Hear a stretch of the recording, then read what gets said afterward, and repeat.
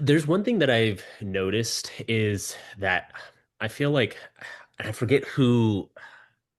I think I want to say it was JID that had it at the end of one of his songs where he's like another brother will look at somebody else's plate and want what's on their plate rather than looking at their own plate and trying to eat Yeah. their own plate is like something Mm. like that.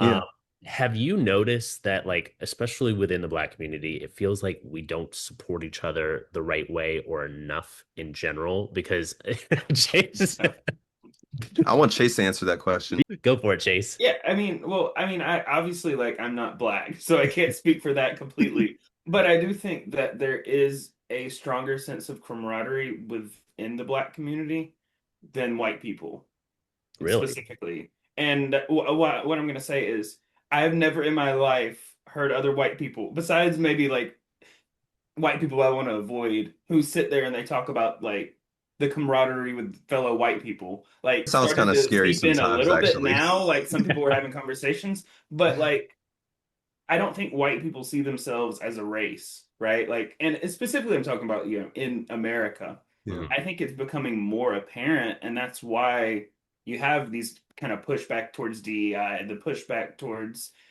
anything that might make them feel a little bit uncomfortable or like frankly, where the direction the country's going, regardless of what happens. Um, so I think, yeah, there's just not that sense of camaraderie between white people. There just isn't. Like, if you can go to California and you can move there, I feel like a white person would be fine, right? Whereas I think sometimes with a black person moving in California or somewhere else, you want to know that there's somebody like you there Yeah. because of, Yeah. obviously the history and legacy of like just the society that we live in here. Yeah. At least in my opinion. No, no, and that's very valid, and that goes to what even I was thinking of too. Like now we're getting to the question or the topic of just the systematic oppression or systematic experiences that we've all had, and it's funny. Like it's interesting. It's not a catch-22, but it's a double-edged sword in the moment. Oh, I know. Yeah, kind of in the moment as well.